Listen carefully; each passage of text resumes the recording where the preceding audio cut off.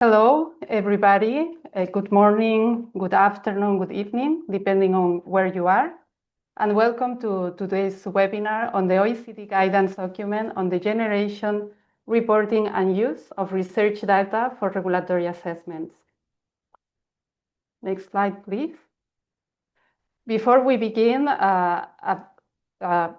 some housekeeping notes on the Zoom instructions. There is a Q&A function, and you are welcome to submit your questions at any time during the presentations using this feature in the Zoom control panel.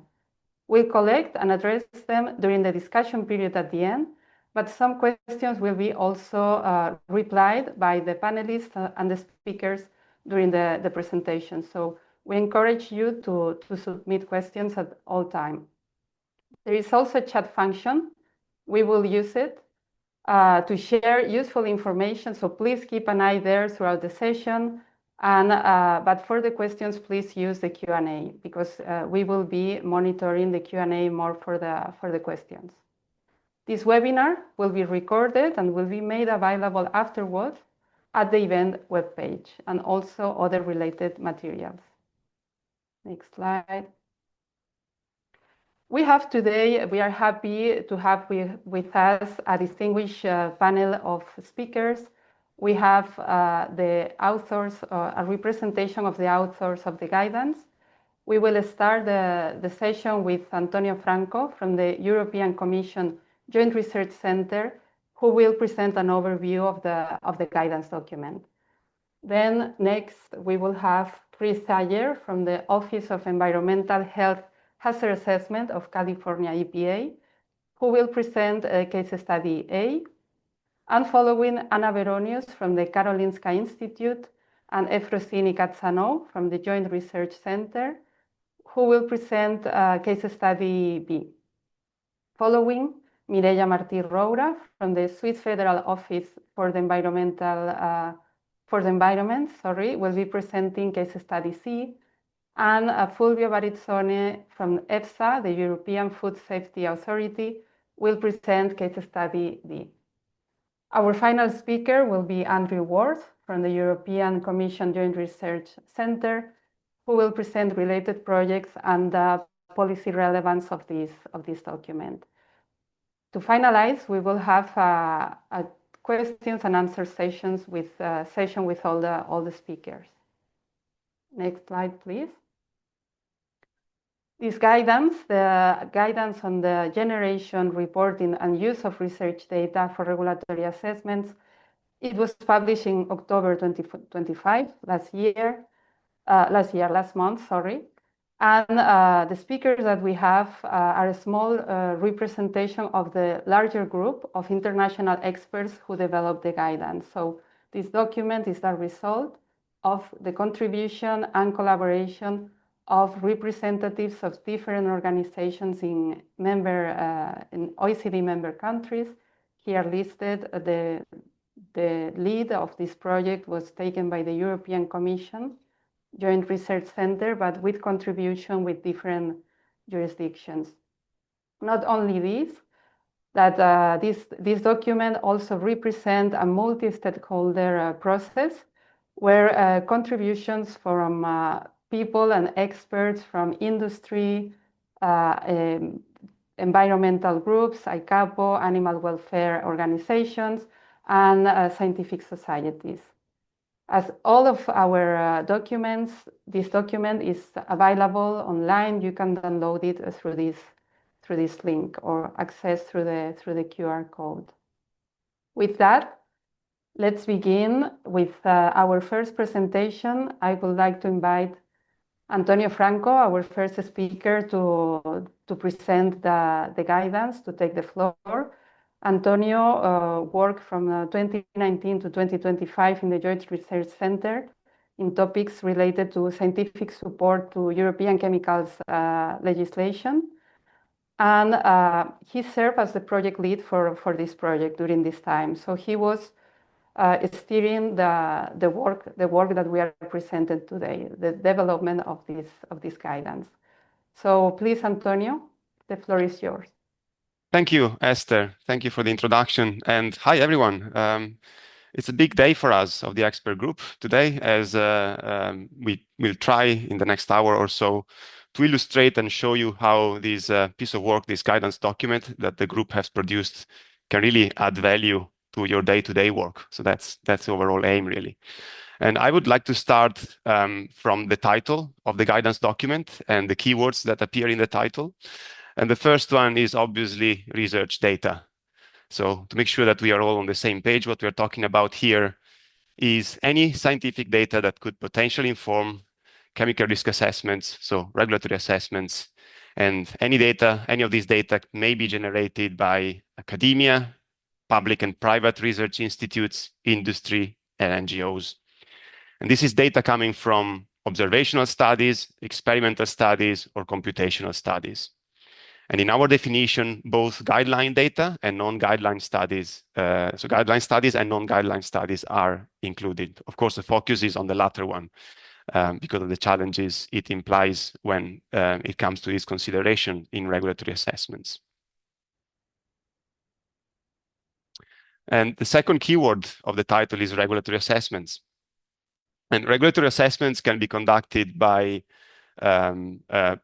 public or private entities, so regulatory assessors that can sit both in agencies or in industry or consultancies, and they can be part of a regulatory program, or they can be performed on ad hoc basis. The guidance goes into more detail in the sphere of hazard assessments, and the expert group took this decision to focus on this area because the criticalities associated with the use of research data in regulatory assessments mainly come from that space. And that also corresponds to the policy needs as it was formulated originally in the chemical strategy published in 2020 in the EU.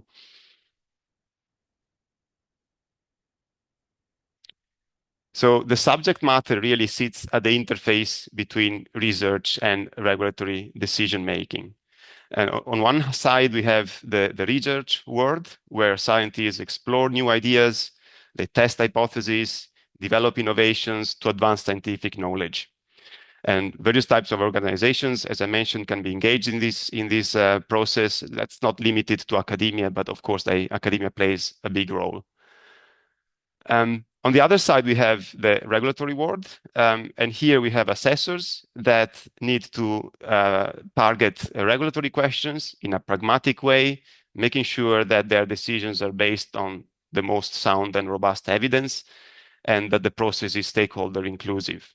So these are two distinct spheres, of course, and the purpose of the guidance is to improve this interface where it makes sense and where it adds value. So it's not to force fit scientists to stop making exciting innovations that have little regulatory impacts. There's a lot of fantastic research that has a big scientific impact and no immediate regulatory purpose. That's fine. But so the guidance wants to sit at the middle there and try to facilitate and add value where we can. And why do we bother to make use of research data when performing regulatory assessments? 5 main reasons here. In the first place, this is a regulatory requirement in many frameworks. And actually, in all the regulatory frameworks that the expert group explored, this is the case. So there's some sort of text, typically in the legal documents itself, in the legal acts, that requires assessors to make sure that they consider all relevant, reliable scientific evidence. And this comes in different terms, in different formulations in legal texts, and sometimes these differences are difficult to interpret. But what's common to all the cases, I would say, is that in all these cases, both guidelines and non-guidelines research data are in scope of this regulatory requirement.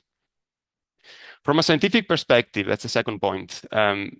Research data really are really valuable especially when they address knowledge gaps, providing knowledge about endpoints or ecotoxicological pathways that are not addressed in regulatory standard test methods. So that's a major added value. That's all knowledge and data that wouldn't be there if it wasn't for research. Many regulatory programs, many countries have methodological innovation in regulatory assessments and as one of the goals of the policy goals, and especially in the area of non-animals approaches. So by making sure that we encourage, that the guidance encourages standards and good practice in the development and uptake of new approach methodologies, that's another objective that overlaps with the objective of this guidance. So that's a good way why we should consider research data that is not yet covered by regulatory standards. The fourth point is a tricky one because you can see both sides really. It says there that research and publication policies and initiatives are increasingly making sure that research data is fair, so accessible and reusable in the first place. And if you take the perspective of regulators, that's often an argument, an opposite argument, that they often claim that publications are incomplete, they might be not accessible, not in its full methods, for example. And they prefer using the standard type of data that sits in their registration dossiers. If you take the perspective from the public, however, most of research nowadays is published in open access literature, and that's extremely accessible for the public and transparent, and probably more accessible and transparent than dossiers kind of data, registration dossiers kind of data. Finally, research data comes from a diversity of sources, including the academic world. And that process of scientific publications includes peer review. And this whole sphere of research and peer review adds credibility to the assessments. So from the public, it's reassuring to know that the assessments is based on all available scientific knowledge, because that's a matter of credibility for many stakeholders. However, we know there are major challenges in the use of research data, especially non-guideline research data in regulatory assessments. First and major point, perhaps, they come in a variety of reliability and reporting standards. And it is very difficult to make sure that these studies adhere to the reliability and reporting standards that regulators need. And it takes a lot of time and effort to ensure that only the robust, relevant, and reliable evidence is considered. The second point is about relevance. That depends, of course, from the regulatory question that is addressed. So scientific relevance is different from regulatory relevance, and the lack of standardization, which is generally the case in research, is itself a challenge when it comes to integrating this evidence in regulatory frameworks. And finally, what happened in this space is that authorities have mostly independently developed guidance and workflows to go about this problem, this challenge. And these have not been harmonized across countries, and often not even across policy domains within the same jurisdiction. And this situation has brought to significant inefficiencies and potential inconsistencies in the process. So these are the three main challenges, points that the project and the guidance addresses. In Europe, we started to look at this problem with the publication of the chemical strategy and the One Substance, One Assessment package, the One Substance, One Assessment component of the strategy back in 2020. And the challenge was then brought to the OECD Working Party for Hazard Assessment here, which created an expert group that Esther nicely introduced. And we proposed this project that had its kickoff in December 2022. Since then, most of the groundwork was performed between 2023 and 2024. That included much of the drafting work, the 4 case studies, and the 2 public surveys that were really important for us to make sure that we covered all perspectives and also all existing resources that broadly fit in this space. The expert group is big and capable, but the challenge was so big that we really felt it was necessary to make sure that we collected all existing knowledge and suggestions in this place. We produced the first draft in June 2024. We had 2 rounds of internal consultations within the WPHA between June 2024 and February 2025. And just give you a sense there, these were important major revision steps towards the publication. In the first consultations, we had over 400 comments from 11 delegations. So that's substantial work of revision since the first draft. In August 2025, we reached the WPHA approval of this document, which was then published, as Esther said, last month.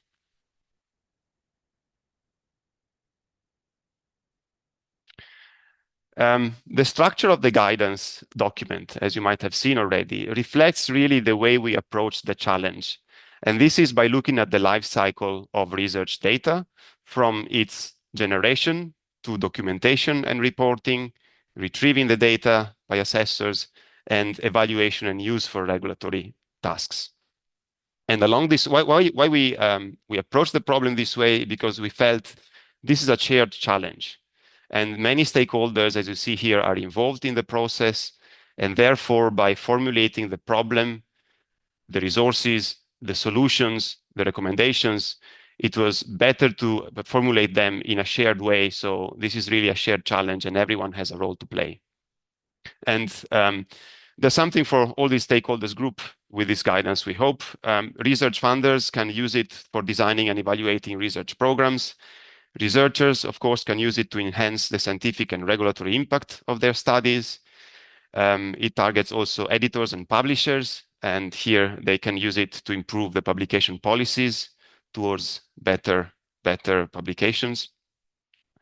It targets repository managers, things like databases and softwares, to further develop and update these tools to better store and share data. It targets assessors to streamline and harmonize the consideration of research data. And finally, it targets risk managers to develop policies that are based on the comprehensive evidence base. So we hope there's a bit for everyone. The main messages of the guidance are summarized in 9 recommendations, which you see here. And each recommendation speaks to a group of stakeholders. So that's our approach toward the shared challenge kind of approach. And you can see here how each recommendation is shared really already by a number of stakeholders there. The first recommendation is about detailed reporting. This is about ensuring that studies are detailed enough for reproduction and verification and making sure that the studies apply fair principles. The second and third recommendations are about developing templates and repositories, because these are 2 separate things. They're both important. Templates need to be developed to ensure that we have flexible ways to capture, flexible but structured ways to capture research data. And repositories are also needed to make sure that these data and these templates together can be hosted in suitable softwares and repositories that implement the reporting standards that have been defined. Recommendation number 4 is about using these templates and repositories for both publishing the data and for extracting the research data when it comes to regulatory processes. From recommendation number 5, we target the assessors community. Recommendation number 5 really is about the assessment process and target assessors. And here we know that different approaches have been developed and that they fit to different and specific regulatory contexts. And we felt that it was not possible to really harmonize across and finding the best protocol, the best way to go about the consideration of research data because of the differences. But still, we felt that some guiding principles are common, independent of the regulatory context. So this is what recommendation 5 is about. And this recommendation puts a lot of emphasis on the use of structured protocols, predefined structured protocols in regulatory processes. Number 6 is about the development of evaluation tools. These are very important resource that assessors use to evaluate the reliability and relevance of research data that fits to their context. So structured tools are really an essential tool in all these workflows. That leads to number 7, which once you have these evaluation tools, an important step for assessors is to select the most appropriate workflow and evaluation tool. There's a preference. The expert groups expressed a preference for qualitative tools rather than quantitative tools. The details of that are described in the guidance. And we also recommend to conduct intercalibration among evaluators to ensure consistent use of these tools. Number 8 is one of the most challenging ones in my view, especially if you look at how current practice is now. Because of the fact that regulators, assessors have developed independently these workflows, what happens is authorities often might be aware of what other authorities have done, broadly speaking, but because that wasn't done specifically for their purpose, they tend to do things from scratch. So there's plenty of scope for efficiency enhancement here if we would be able to reuse parts of the assessments that other authorities have done. Because some of the steps in the workflows are specific to the context, but many and resource-intensive steps of that workflow can be really shared. And finally, training and education. I'm sure many of you who experienced this, who are engaged in this challenge, has spent considerable amount of time to find suitable solutions, to learn about tools and approaches. When it comes to research data and to the processing this non-standard data, it takes a lot of time and expertise to get things done. And if you want to promote good practice from the early career, especially for young practitioners, it's really important to develop suitable training and education packages. So the recommendations are chapter 4 of the guidance. And as we know, no one reads the guidance from page 1 to the end. So feel free to jump to the recommendations as an entry point to the guidance. That's how I structured this presentation today. And you can see the rest of the guidance as really providing the details and the links to all other insights and resources that help you to implement those recommendations. So chapter 1 of the guidance introduces the challenge and some of the key concepts. Chapter 2 mainly targets the research community, making sure that we set the right guidance when it comes to reporting, reliability, and publishing research data. Chapter 3 takes the perspective then of assessors that need to identify, evaluate, and use research data in their assessments. And this process typically consists of several steps that you see there in the sub-chapters. Now, chapter 2 and chapter 3, they're distinct, of course, but they share a lot of content, so they complement each other. So, for example, for researchers, it's important to know how assessors evaluate their studies. So make sure that you take a look at across the guidance if there's something that is useful for you. And finally, the appendices, but I'll go back to the appendices later. In the next few slides, I'll try to share some of the key concepts and that the guidance introduces. And the first one goes around the concept of data quality and what it means in this case. And here, really, the most important distinction is between relevance and reliability as two separate and distinct steps that needs to be considered. We use these terms relevance and reliability, but the guidance recognizes that there's a number of other keywords that are closely related to these ones that have been used by authorities typically in developing guidance. So we use relevance and reliability, but we are aware that there are similar concepts being used out there. Now, regulatory relevance is about it includes both exposure and biological considerations in the first place, and is different from scientific relevance. That's very important to keep in mind. And relevance is really about how a piece of information can address a regulatory question. So a piece of hazard information can address a specific regulatory question. That's relevance. Reliability is about how a study was designed, performed, documented, and analyzed. So that's about the inherent quality of the research data. And reliability, that's very important, is not exclusive to internationally agreed standard test methods. Of course, standard test methods like the OECD test guidelines are designed and can greatly improve the reliability and the reporting of the data. But reliability per se is not a prerequisite. The standardization and the test guidelines methods are not a prerequisite of reliability, and nor they're a guarantee of reliability. So that's very important to keep in mind. So high quality reporting of both data generated and the underlying methods is essential here to make sure that the assessors have the tools, have the means to evaluate these data.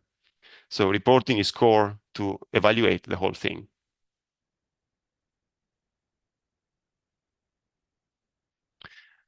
This graphical here about data quality and how it features in research and evaluation processes. You see, research data is in the middle.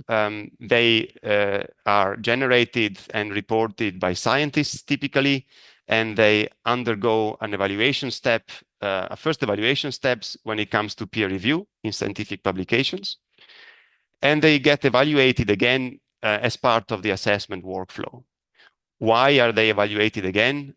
Two main reasons. The first one is that we need to assess the regulatory relevance of that piece of information, but we also need to reassess the scientific quality, the reliability of that piece of information. And this is because the peer review process doesn't really have the structure to make sure that is comprehensive in its assessment of potentially reliability issues. That's at least how it is now. So it's important that assessors evaluate themselves the data and the guidance provides some general reliability considerations that are shared, that should be shared, we think, independently of the assessment context, independent whether you are publishing the data in a scientific journal or if you are evaluating the data for regulatory use. These are general reliability considerations that this tables lists.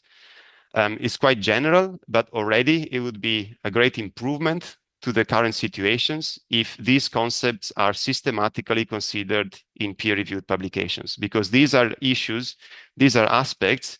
If you have weaknesses in any of these aspects, then you have probably serious implications for the scientific quality and therefore for the regulatory use of that piece of data. So that's our common denominator when it comes to reliability. Of course, this is not exhaustive. There are techniques and methods that are used out there that require even a longer list of critical aspects, but these are a starting point. And we felt it was useful for the guidance to present something like this. And something similar you can see we have done for reporting. So this table reports what we call core reporting elements. And in this case, we go slightly in more detail compared to the previous table. And we split the experimental data into in vivo and in vitro. And we present what we consider core reporting elements for 4 areas. Let's say the first one is exposure and test item. The second one is population organisms and test system. Then we have study design, and finally results presentation. And again, that's a starting point, whether you are a researcher, whether you are an assessor, to really make sure that your data, that your evaluation consider these aspects.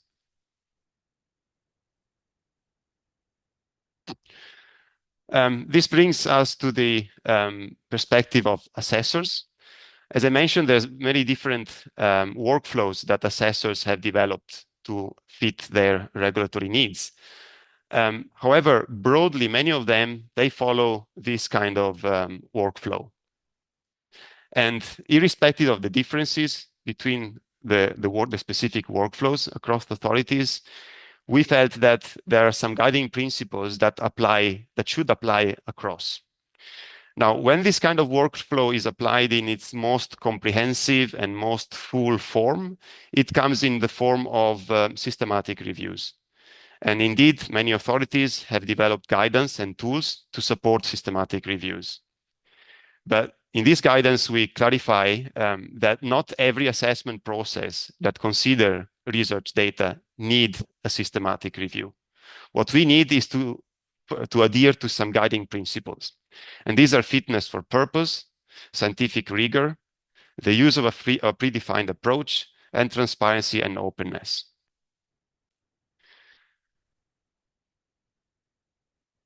And that leads to the appendices of the guidance that really constitute a substantial component and I believe added value of the guidance, especially from a practical point of view. So it's perfectly fine as a user of the guidance to jump to the appendix and see if there's something out there for you. I mentioned tools, approaches, guidance in general terms in my presentation, and I didn't give any specific example of these standards, evaluation tools, methods, softwares, but there's a lot out there. And we were aware of this since the beginning. The guidance didn't aim to select the best ones or select the best ones. But really what we did is that through the case studies, we bring this to life, and then we have listed all these tools, all these resources in the appendices. Appendix 1 is about the tools supporting the design, the conduct, and the reporting of specific types of research data. Appendix 2 provides a list of data repositories and software that can help you in the workflow from storing, sharing, searching, screening, and evaluating research or regulatory data. In some cases, these repositories work across the two domains. Appendix 3 provides a list of regulatory contexts and example where research data have been considered in regulatory assessments. And this is kind of an extension of the scope of the case studies, if you want. And last but not least, we have the case studies. And the case studies were really designed to showcase how these principles and these approaches and these tools that we describe in the guidance, how they're used in the practical life of regulators, of assessors that implement their workflows. And hopefully they're representative enough of a range of situations, and they can provide a reference for implementing good practice in this space. So I'm handing back then to Esther for the introduction of the case studies.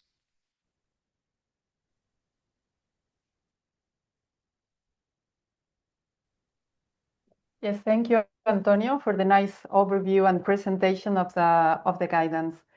We will have first the presentation of case study A. If we can go one slide more, the case study A is on the reuse of curated analysis of research data on PFAS systematic evidence maps. This work was developed by the US EPA, and we have Chris Thayer presenting this case to us. Chris Thayer is the director of the Office of Health Hazard Assessment at the California EPA, and she's here. She's joining here us today as an expert presenter on the work developed for this guidance while she was serving as the director of the Chemical and Pollution Assessment Division at US EPA. So, Chris, thank you for being with us. The floor is yours. Thank you. And just confirming you can hear me, okay? Yes, we can. Excellent. All right. Well, hello from California. So before I get into the specific goals of this project, it really kind of taps into the recommendation that Antonio described, number 8, about assessment reuse. There are sort of 3 truisms of doing assessments. One is these are a lot of work. So just the process of finding studies, evaluating the reliability of them, summarizing them, that can take several hours per study. And then layer onto that quality control, and then you get more hours. And typically this is done by people with PhDs or advanced degrees. So it's very expensive and time consuming. Another truism, you will often have the same chemical looked at by multiple agencies or organizations. Third truism, we get asked this a lot so I've been doing assessments for, I would say, decades now. We often get asked, isn't it possible to have one assessment and it's used by different organizations? sometimes, but it's more challenging than I think you might appreciate because of the different decision-making context for an assessment, which can shape the kind of judgments that are brought to bear in terms of the most informative evidence. And then again, the decision-making context can sort of shape the ultimate use. So I think as a community of people who do assessments, we always strive to make our assessments usable, but it's harder in practice because a lot of these issues. And so this project, and Antonio touched on this, so a lot of those sort of downstream, more conclusion type analyses in the assessment are really where you see the differences in practice across organizations. But when you go upstream, the process of finding studies and just sort of summarizing them, then there's less of that. And so this project was really designed to go upstream and think about taking that high level of effort part of the assessments and doing it in a way that would make it easier for other groups to use. So again, the goal is really to promote the reuse of research data collected by one agency to support the analysis work of others. Focusing on those early phases, finding the studies, outlining the relevance, and in this case study focuses on relevance to a human health focused assessment, doing reliability assessment, otherwise known as internal validity or risk of bias, and summarizing the methods and the results, so which I'll refer to as data extraction. So we use systematic evidence map approaches, so systematic review methods for doing these phases, which brings transparency and a degree of rigor to the process, but it's pre-decisional. There's no hazard conclusions, there's no toxicity values. It's just sort of assembling the information. And then assembling in a way that's a structured collection of information that allows us to disseminate the information in more interactive web-based formats. It also makes the information downloadable, so easier to repurpose, to update. And then this one focused on PFAS. As everybody knows, this is a chemical class of wide interest that will be of wide interest for years or decades to come. The backbone of this is we did the systematic evidence map to evaluate the available human health literature for about 15,000 PFAS. A lot of these were outlined in US EPA's COMTOX dashboard. We searched for information about 15,000 PFAS, but for anybody who follows that area, you know many of them don't have any data. So I think we were able to sort of find human health information for hundreds of PFAS, but many of them did not have data. And then that work is described in more detail in the references here outlined, but they're also described in the document. Next slide. So just in terms of the assessment workflow, so the bars in green are what the case example focuses on. So not so much problem formulation and scoping. Again, that can be something that's sort of context specific. But the SEMs, in this case, the context was for human health evaluations of PFAS, and then the literature searching, the screening and the tagging, how we summarized the studies, how we evaluated them, and then how we did the dose response to facilitate dose response level analysis. Again, we're all aimed for sort of human health applications. Downstream from this, so not included in the evidence map, would be different ways of evidence synthesis, weight of evidence, actually doing the dose response analysis, which requires an entity to sort of select studies for that. That's not part of the SEMs. And then the toxicity value derivation. Next slide. This is in the document, and I realize it's very busy, so I'm not going to ask you to read everything. But again, this is just showcasing more of the structured presentation and collection of information. And hopefully what you'll walk away with is some indication of some of the transparency under the hood and some of the ways that we're structuring it to facilitate that reuse and downloadable application. So the literature searches, there's appendix file in those publications that I cited that show the search terms, the different sources that were sought. It includes everything from PubMed, Web of Science, ToxLine when it was still around, the gray literature. So we looked at ECHA, and then you'll find the screening criteria that would be under literature screening and tagging. And so the screening criteria really gets at the relevance. So again, like the relevance of a study to the assessment question. And the screening criteria set that up. In this case, our screening criteria would be to include studies that were pertinent to human health evaluation. And then the screening results, there are figures to show the flow of studies. How many studies did we identify from those sources? How many met our inclusion criteria at title and abstract and at full text? And then also making that information available in more of a web-based interactive front. So you could, I'm looking at the sort of the bubble graph you probably can't see under screening results. And you can kind of click on a bubble and actually see the specific citations and download them. Summary level data extraction, I'm about midway through this slide. I'm going to, I have a slide that focuses a little bit more on that, so I'm going to save that, but it's just a web-based interactive to see the landscape of information that was found. Evaluation of study methods, this is that data evaluation schematic with the red, orange, and green bubbles. That's an approach to evaluate the reliability of studies. In this case, the methods were used were those from the Integrated Risk Information System, or IRIS approach. And again, I have another blow up of that, so I will save further detail. And then dose response data extraction.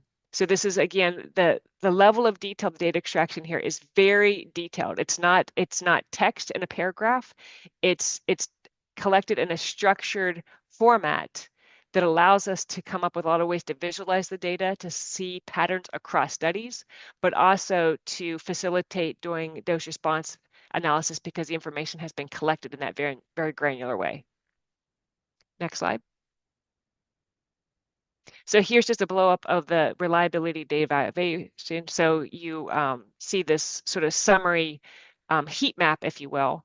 And then if you want to find out specific rationales for those color codings, and you can probably infer green is some stage of good, and then orange, there may be some concerns, and then red is that there may be deal breakers in terms of use. And so if you blow up, if this in the interactive sense, you can kind of click on a study, and then you can see the rationales underpinning those expert judgments that go along with those color codes. And again, all this information is accessible in sort of web-based interactive, but also fully downloadable. Next slide. Here's an evidence landscape. So this is not a live demo, but here would be web-based, and let's say you wanted to kind of find out more about a specific PFAS, you could click on the name, the CAS number, and then this landscape would hone in on what you choose to select. So it kind of gives you an overall landscape. In this case, you're looking at animal toxicology studies, so you can kind of see the extent of acute, short-term, subchronic, chronic developmental studies, and you get a sense of which systems were evaluated, hepatic, immune. And then we also, in these evidence map, we have the same version of this for the human epidemiology studies. Next slide. And then this is really the deeper level of data extraction. Here you're looking at animal bioassay data.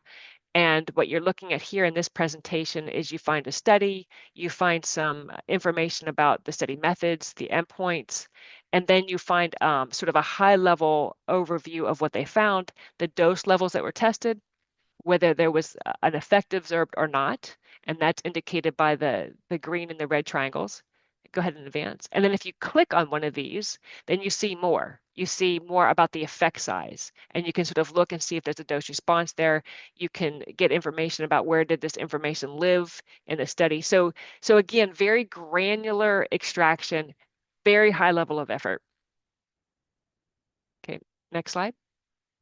So in terms of the conclusion, so the idea was to sort of make as accessible and reusable some of those front end stages of the assessment, finding studies, evaluating them for reliability, and doing that data extraction on the backbone of using systematic review methods to increase the transparency and rigor. Because they're pre-decisional, they can be used to support assessments for a variety of decision-making contexts. And the results can be used a la carte.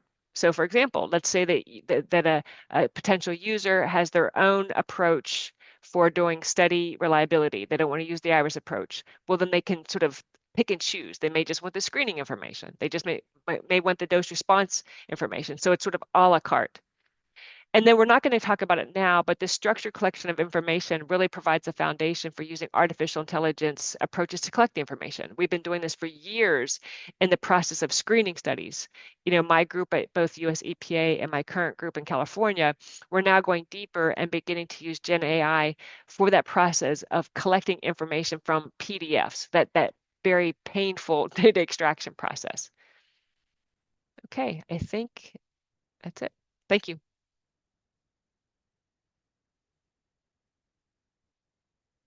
Thank you. Thank you, Chris, for this very interesting case study. Let's move on to case study B on the identification of endocrine disruptors in the EU regulatory context, identifying best practices on how research data can assist the regulatory assessment of endocrine disruptors.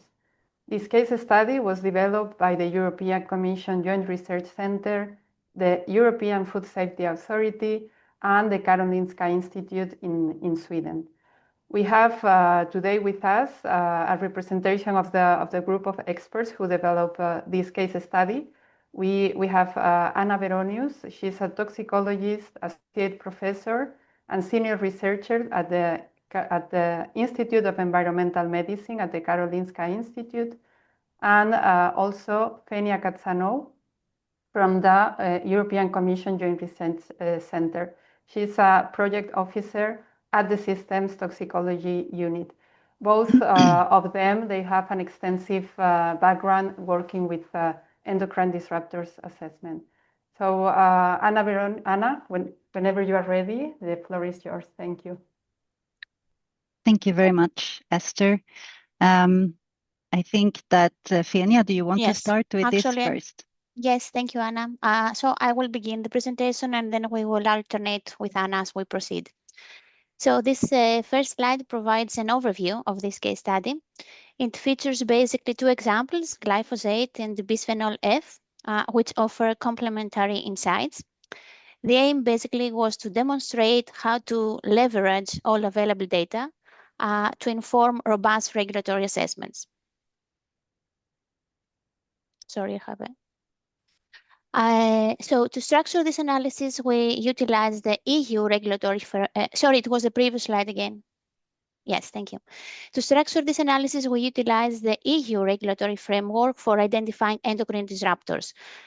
So the process outlined in the center of this slide follows the EFSA-ECHA JRC guidance for ED identification, which was developed in the context of regulations for plant protection products and biocidal products, which was published in 2018. So for glyphosate, our first example, we focused only on the initial phase of this framework, as we can see with the yellow box in the figure, and more specifically in the step involving the evaluation of the internal validity of the in vivo and the in vitro data that were collected for this purpose, as I will explain in a while. So this step highlighted basically common shortcomings in the research studies evaluated using the EFSA's critical appraisal tool. These shortcomings hindered the study's full consideration in the regulatory assessment, and so we focused on the lessons learned from this exercise. On the other hand, our second example, bisphenol F, showcases how systematic selection, evaluation, and integration of research data can be used following the ED guidance, as the red box indicates, even for chemicals that are not regulated under the plant protection or biocidal products regulations.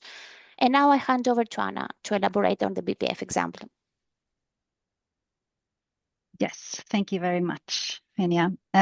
So the purpose of this example, as Fenia pointed out, is to illustrate how research data can be applied for the assessment of endocrine disruption using systematic approaches for evidence collection and for weight of evidence assessment.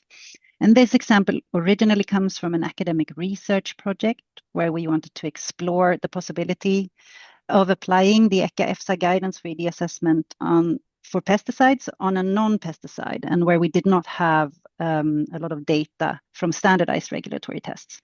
And this was also partly part of an assignment that we got from the Swedish Chemicals Agency. So the figure here illustrates the main steps in our process, starting with the problem formulation and going all the way through to the evaluation and integration of the evidence. And I don't have time to go through all of these steps in detail now, but you can read more about it in the guidance document, of course. But I want to highlight a few things. Go back to the previous slide, please. Thank you. I want to highlight a few things here. So we follow the general principles and procedures described in the ECHA-EFSA guidance for how to collect, evaluate, and integrate evidence on endocrine activity and adversity. And in addition to that, we added components to kind of tailor the process to using literature data and to have a very systematic and transparent process. So for example, we conducted a systematic literature search and screening of literature according to predefined criteria. And in this case, we used the reference management program Mendeley for screening, but there are also other more advanced and specialized software to use, for example, Ryan or Distiller SR and others. And these are listed in Appendix 2 to the guidance document. So if one is interested, one can go in there and look for tools available. And we also searched the US EPA ToxCost database to find additional data on endocrine mechanisms. And here I also want to especially highlight the parts on evaluating and integrating the data. This example illustrates how we did that using the CIRAP tool, which is a criteria-based tool, where you have predefined criteria for judging how design and conduct of a study affects its reliability. And in addition to that, we also developed specific principles for translating the output of the CIRAP evaluations into reliability categories, such as reliable without restriction, reliable with restriction, not reliable and not designable. And we also went beyond what is described in the ECHA-EFSA guidance and developed and applied specific principles that allowed us to systematically conclude whether the confidence in lines of evidence was strong, moderate, or weak when we then integrated the evidence. So to summarize this slide, this example provides an illustration of how you can collect, organize, and evaluate evidence from research data in a systematic and transparent way to use it in this setting of a regulatory chemical assessment. So I hand over to you, Fenia, for the next example. Thank you, Anna. So for the endocrine disruption assessment of glyphosate for human health, EFSA evaluated all available in vivo and in vitro research data. Before integrating this data into the weight of evidence assessment, the internal validity of the data was assessed by a working group by using EFSA's critical appraisal tool, which is a customized version of the OHAT NTP risk of bias assessment tool. For the in vitro studies, the tool was further integrated with several items of the CIRAP tool that Anna referred to before. A detailed presentation of the risk of bias tool for both in vivo and in vitro data that was used in this case is presented in the annex to the case studies of this guidance document. So the blue table on the left summarizes in vivo studies, while the red table on the right covers in vitro studies. Here we present only the key questions from the critical appraisal tool and the percentage of endpoints flagged with a higher risk of bias, along with the reasons for these appraisals. It's worth mentioning here that the risk of bias assessment was performed for each endpoint or group of endpoints within a study, as design and conduct of its study could differentially impact the risk of bias across endpoints. So for in vivo studies, the blue table, as you can see, 221 endpoints were appraised from a total of 24 studies. As you can see in the table, the vast majority of endpoints, 98% of endpoints, had a high risk of bias, which is shown also with the red color in the bar charts below the tables. And that was primarily due to use of formulations instead of the test item in the studies, or insufficient doses resulting in no clear dose response analysis, or inappropriate exposure duration. 55% of endpoints had a high risk of bias due to the absence of blinding in the studies, or because they included flawed or even lack of statistical analysis. 52% of endpoints had a high risk of bias because the studies did not report randomization methods. So there was no information on how the animals were randomized in the control or treated groups, for example. 20% of endpoints were appraised with high risk of bias because studies lacked systemic toxicity data, such as body weight changes, clinical signs, etc. Moving now to the red table in the in vitro studies. In that case, a total of 375 endpoints were appraised from a total of 31 in vitro studies. Also in this case, the highest percentage of endpoints, about 75% of endpoints were assessed with high risk of bias due to issues in exposure characterizations, such as unverified test item purity or solubility, formulation was used instead of test item in the studies, or insufficient number of concentrations to allow for proper dose response analysis. For 41% of the endpoints with high risk of bias, the most common problems in the studies were methodological flaws, including inappropriate test system or lack of blinding, leading, of course, to inappropriate outcome assessments.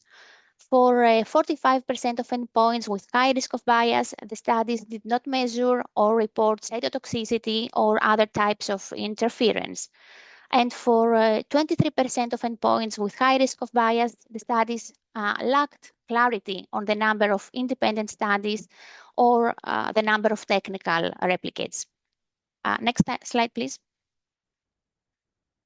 So a similar exercise was conducted by EFSA for environmental risk assessments, for which they evaluated peer-reviewed studies from plant protection product authorization dossiers. So for this analysis, about 85 studies were used, for which different critical appraisal tools tailored to the different non-target organisms were applied, following principles similar to the CRED framework for aquatic toxicity studies. So as we can see shortly in the table, the most common issues that affected study reliability were the lack of analytical verification, especially in studies with fish and amphibians, which are the model species used for ED assessments, insufficient sample sizes per group compared to guideline studies, especially again for amphibians, but also fish, too few treatment groups across studies with all species that didn't allow for proper dose response analysis, and unjustified concentration ranges, leading to unreliable dose response interpretations, again across studies with all species. And now I hand over to Anna again for part of the conclusions. Yes, so conclusions from case study B. First of all, what you can take away from this is that there are a lot of methodology and tools available to support structured and transparent use of non-standard research data for regulatory ED assessment. And many of these tools are then also listed in the guidance document. Yes, the glyphosate and the environmental risk assessment examples helped us actually to identify key parameters that are missing from the design, conduct, and reporting of most non-standard studies for both human health and environment. These parameters have been incorporated into Table 1.1 and Table 2.1 of this guidance document, which present the general reliability considerations and the core reporting elements that Antonio presented before. Thank you very much. That was from us. Thank you, Anna and Fenia. Let's move on now to the case study C. It's about the CRED method, a transparent and structured method for evaluation of ecotoxicity data used in risk assessment. This case study was developed by the Swiss Federal Office for the Environment and the German Environment Agency. This case study is going to be presented by one of the authors, Mireia Martí. Mireia started working with this group who developed the guidance as ecotoxicologist and risk assessor at the Swiss Center for Applied Ecotoxicology, and currently she works at the Federal Office for the Environment in Switzerland in the field of chemical soil protection. So, Mireia, if you are ready. Yes, I am. Thank you. Thank you, Esther, for the presentation. First of all, I would like to say that I'm the voice today of this case study, but actually it's teamwork, and we were 2 offices, but not only. So it was a really a group of experts working and giving inputs to this case study C. So thank you to all of them. CRED stands for Criteria for Reporting and Evaluating Ecotoxicity Data, and the original publication is from 2016. As Antonio mentioned already, so, and also in the field of ecotoxicology, the increasing number of research data and non-standard tests, it is great, but it also poses a challenge for regulators. And so the goal of this CRED method, it's actually provide this systematic framework to evaluate and report reliability and relevance of ecotoxicity data. It is already in use under the Water Frame Directive, since it is a framework where that it really relies on post-authorization assessments. Next, please. Next slide, please.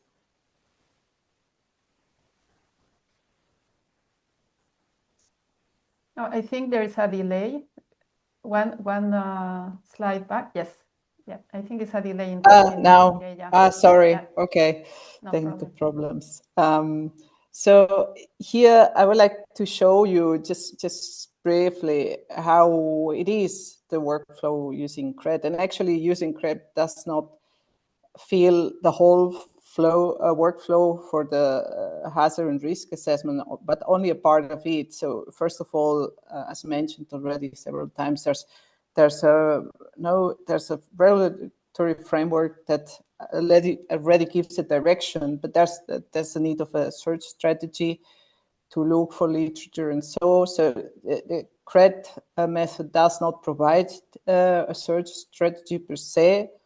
And it focuses actually in this reporting and evaluation of the studies. So they can be later used as the key studies or supporting information for the final hazard and risk assessment. So the CRED method actually integrates many criteria. So in total, there's like 20 different reliability criteria and 13 for relevance. And among the main topics that this criteria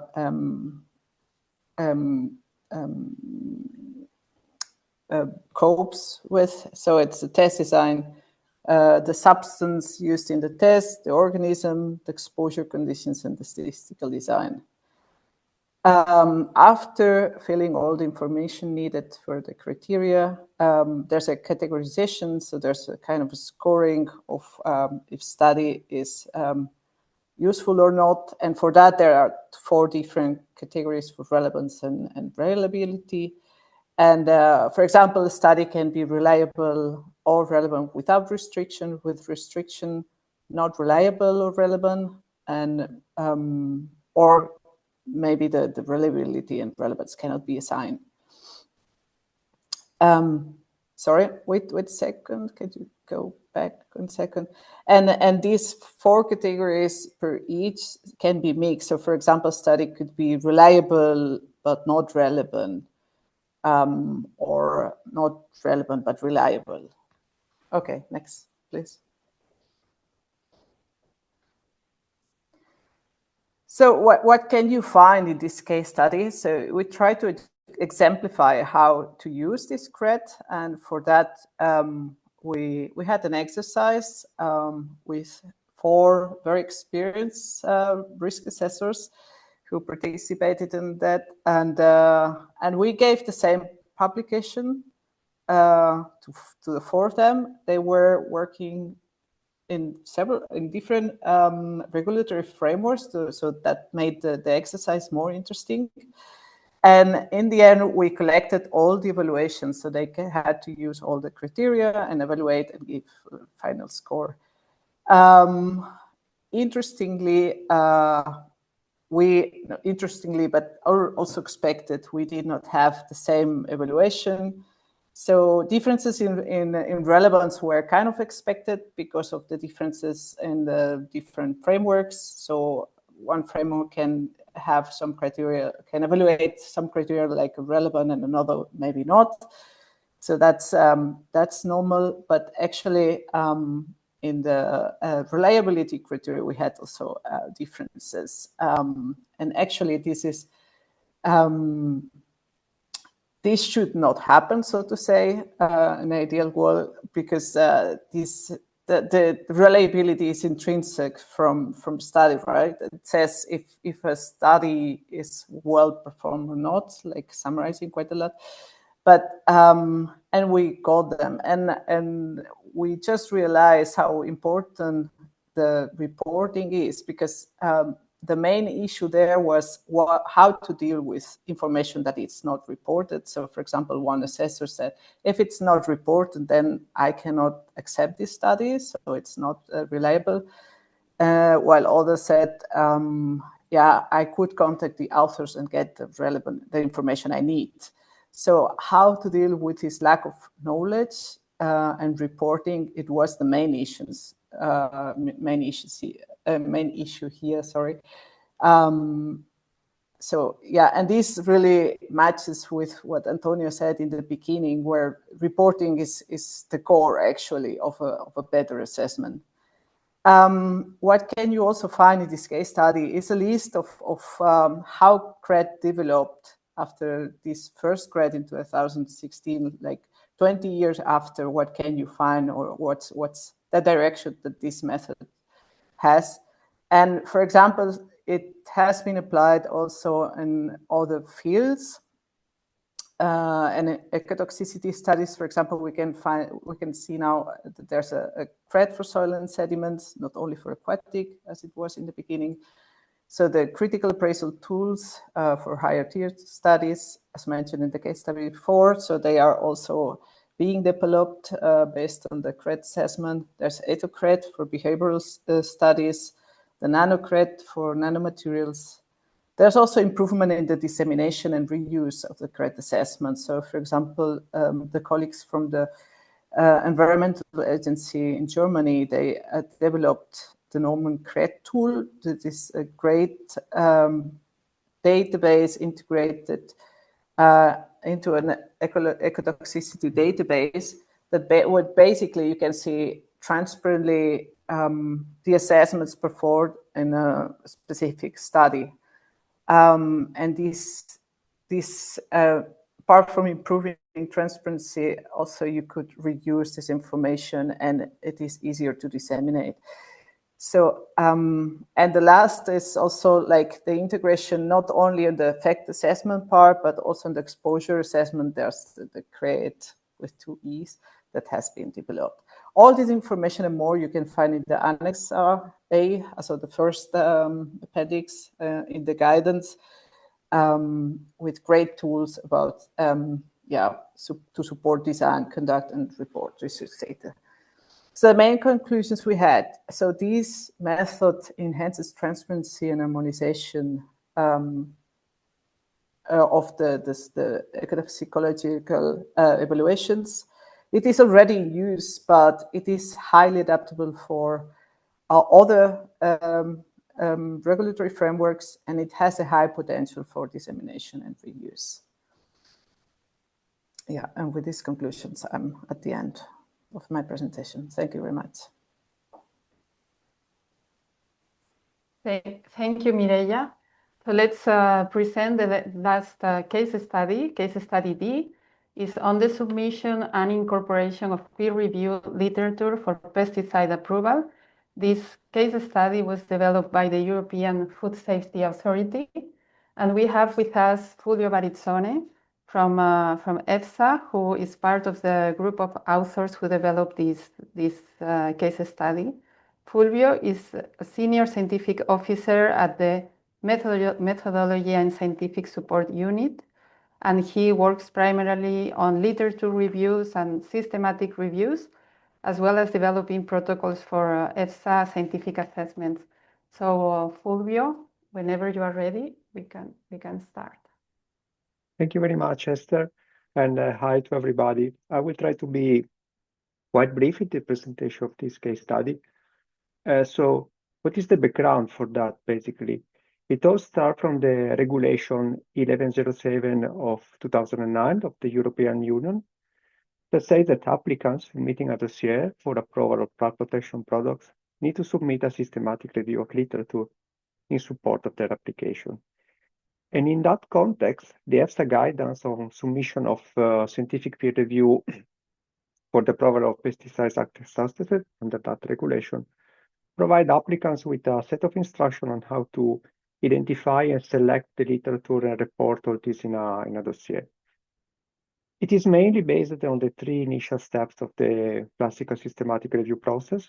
So the clarification of the objective of the assessment, and setting the criteria for, in that case, study relevance initially, searching the literature, of course, according to a protocol that is pre-established, screening the literature. So the aim of the case study per se is to try to describe the workflow followed by an applicant when submitting scientific literature in support of his assessment. So the focus is on the process of clarification of the objective and setting the criteria for inclusion, the literature search, the screening, and the reporting of the whole process. So the part related to the evaluation of the review outcome and of the study appraisal is beyond the scope of the case study. There are also some examples of submission provided using the renewal assessment reports of the active substances, phenamifos and imidacloprid. So in essence, this case study illustrates the applicant's interpretation of the EFSA guidance. Next slide. So if we look at the picture that depicting all the issues touched by the OECD guidance, we see that we are in the area of evaluation and use of research data, and particularly touching the part related to the assessment framework and the search and the screening steps of using literature data. So let's have a look at the part of the EFSA guidance that speak about clarifying the objective and setting the criteria for study relevance. So the scope of the review is basically defined a priori by the data required by the setting the regulation, and that represents the review question per se. So in fact, the relevant studies are those ones that inform at least one data requirement of the regulation. And it's worth noticing that GLP compliance is not a precondition for relevance of a study. And the part related to the screening is basically the same followed by the traditional systematic review process. We have a two-step screening titled abstract, which is in the EFSA guidance, is called rapid assessment, and screening of full test, that in the guidance is called detailed assessment. So, for instance, if we look at a part of the example provided in the case study, we see that, for instance, in the phenamipos example of these criteria has been reported with the criteria for study relevance and the exclusion criteria in the rapid assessment step and the one on the detailed assessment step. When then, let's say, considering the part of the scientific literature and the guidance, the EFSA guidance says that, of course, the applicants need to perform an extensive literature search. And then in doing that, they have to report all the data of that. So that means they have to report the databases that they have used, the date of the search, the time window of the search, search strings that were used, possible filters. So we see here some screenshot of the case study that represent that. We see that this, for instance, in the imidacloprid example, where there is all the databases, we have the search screens, search strings, etc. Next one. And when then looking at the selection of the relevant scientific studies and the report of the results, of course, the guidance says that the reference should be screened according to the relevance criteria that were defined a priori. And that all this should be reported with the overall result of the selection process, the list of the relevant studies, and a list of the not relevant studies, reaction full test, with justification for their exclusion. We see here some example from the case study. So now we briefly like to the conclusion of that. As we have seen, the data guidance promotes the use of research data in regulatory assessment. It provides applicants with a systematic approach to search and select studies and report the results. And so in doing that, it allows the applicants to show to the assessor how they carry out this process, and so understanding the reasoning behind all that. So the overall goal is to integrate research data with the standard studies used in statistical assessment. And all this is well in line with the overall objective of the general OECD guidance that we are discussing today. So that means improve the utility and uptake of research data in regulatory assessment. Esther, I give to you. Thank you, Fulvio, for presenting the last case study of the guidance. And now we'll move on to the final part of the presentation on related projects and policy relevance. We'll have with us Andrew Ward presenting this part. Andrew is a senior scientific officer in the Systems Toxicology Unit at the JRC. Please, Andrew, over to you. Thank you, Esther. Well, during the development of the guidance, we recognized that there was no standardized reporting template for research data. So there was an initiative undertaken to develop such templates, building on the OECD harmonized templates that already exist and have been used for many years. So one project was started by, under the lead of the US EPA and the JRC, to develop templates for research data based on the core reporting elements that you heard about earlier. The team decided not to develop a single reporting standard for research data, but rather a series of reporting standards, reporting templates for different kinds of data. So, for example, they developed a template for reporting in vitro mechanistic data, sometimes referred to as intermediate effects, based on OHT 201. And they based a template for in vivo data based on the existing template OHT 67. These two templates are currently undergoing internal review through the OECD process.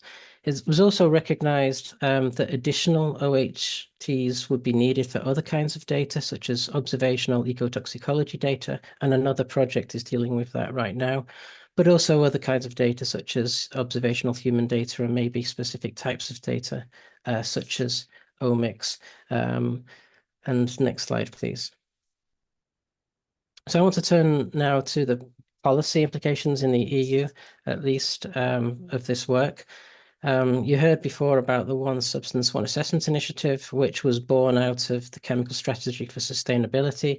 In 2023, December 2023, the Commission put a proposal for a package of legislation related to One Substance, One Assessment.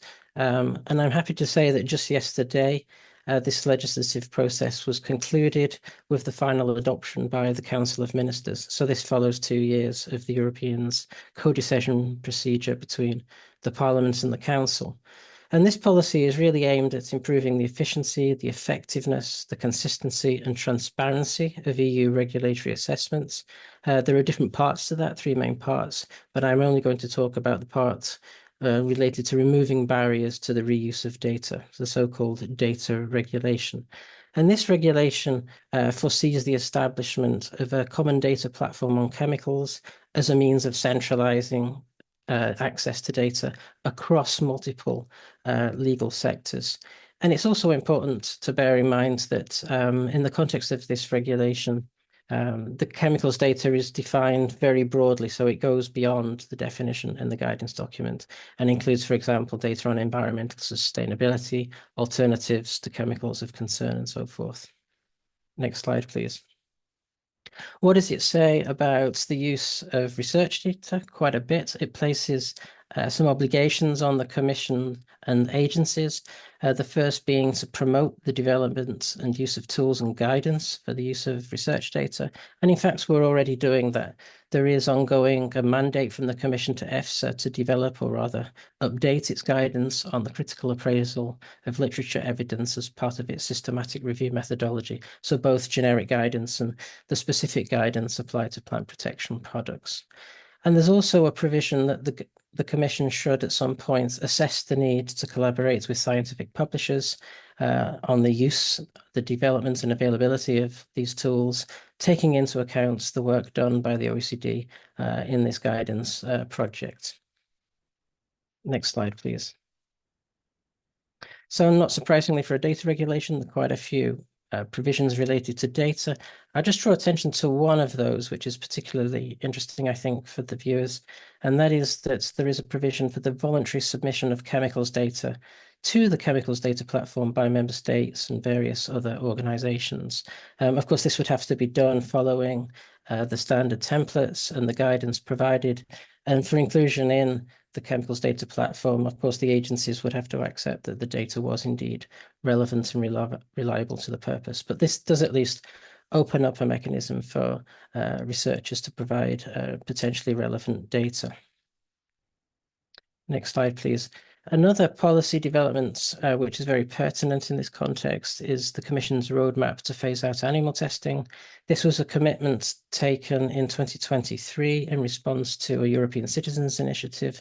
The legislative scope of this roadmap is also very broad, so pretty much in line with the One Substance, One Assessment Initiative. And in particular, research data could inform the development of non-animal approaches, if it's, for example, considered to be reference data, or it could be used directly in regulatory assessments and therefore potentially avoiding the unnecessary use of animals in testing for, say, chemical safety assessments. And the plan is that we will publish this roadmap in the first quarter of next year. And I will conclude there. Thank you.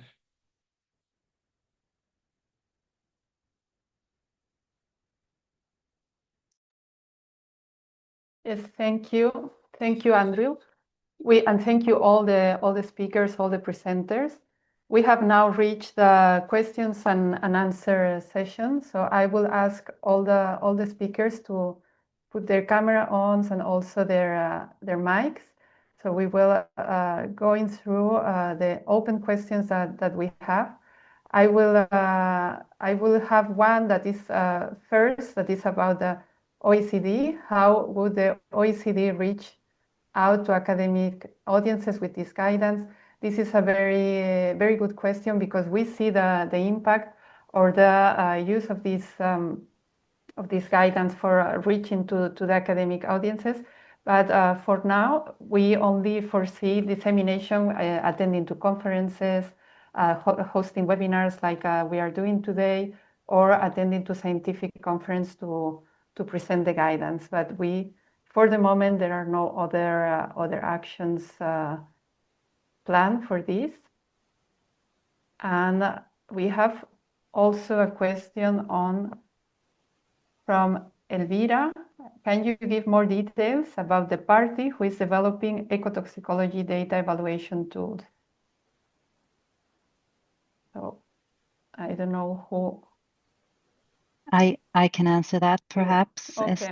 Yes. Yeah. So I think this work that was presented now, it's based on the CRED tool, which was originally developed by Marlene Ågerstrand and co-workers at Stockholm University together with other collaborators in Europe. So I don't know exactly what the question pertains to, but if you want to get in contact with any of the tool developers, maybe reach out to myself or to Mireia, and we can put you in contact with those people. Okay, thank you, Anna. There is another question. Let me check. On reliability assessment and related to the CRED. So its reliability assessment inherently integrates some expert judgment, as bias in studies cannot be measured independently of the quality of reporting. Only a judgment about the risk of bias might be formulated by reviewers. based on empirical evidence and experience on practices which may or may not result in bias. For this reason, it is expected that reliability assessment, for example, with CRED, are not fully reproducible across different reviewers groups? It is true that there's some expert judgment implicit in every assessment. I would say not only the CRED assessment, but in any assessment that, that where people and experts are involved in. It is not fully reproducible. That's for sure. For us, the CRED method, it's more a tool to initiate discussions within the working groups and within the frameworks, the regulatory frameworks where people are working in,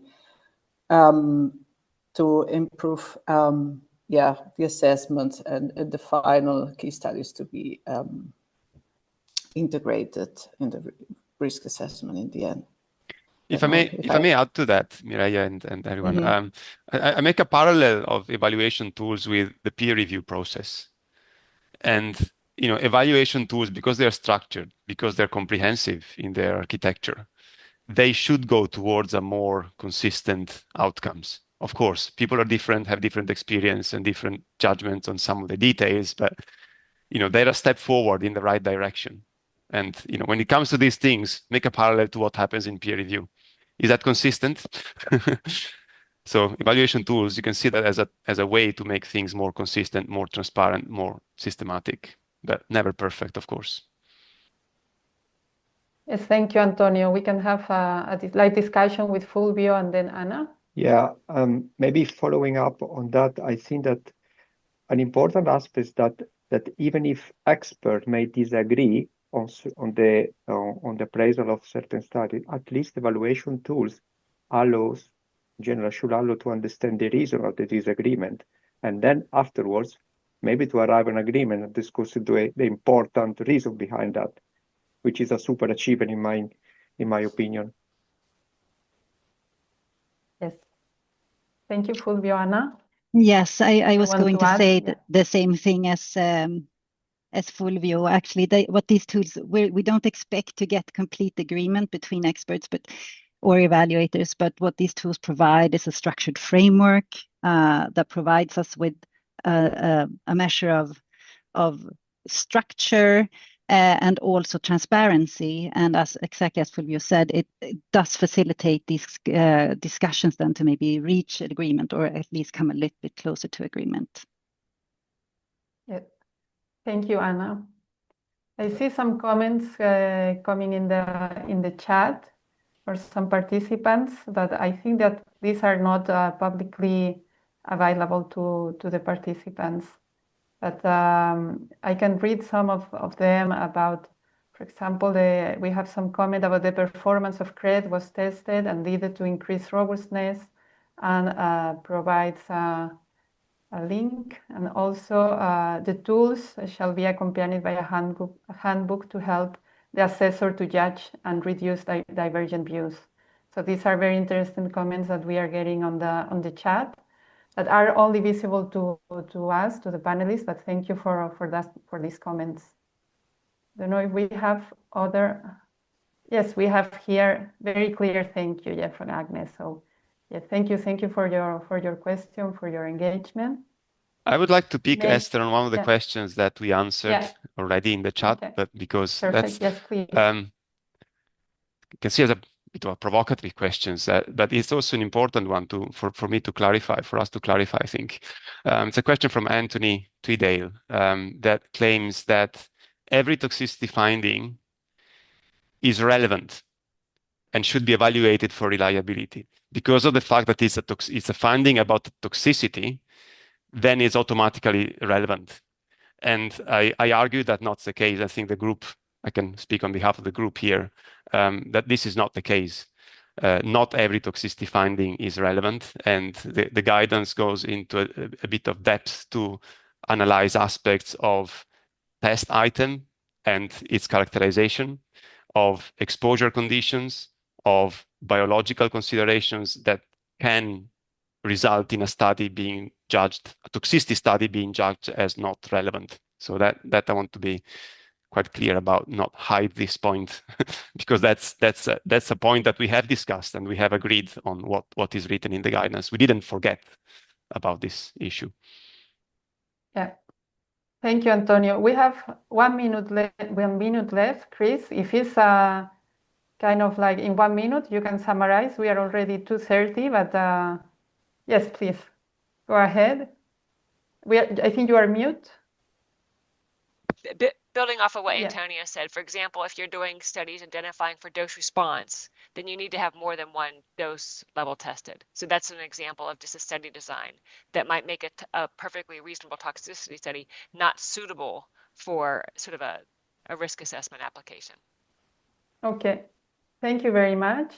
So with that, we can close this this webinar that is perfectly on time at 2:30. So thank you very much. I would like to thank to all the speakers, but also to, most importantly, to all the experts who contributed to developing this guidance, and also to the audience that who joined us today for this exchange, and to make some time to be here with us.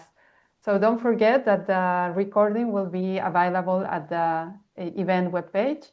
And I wish you a very nice rest of the day. Thank you all. Thank you. Bye.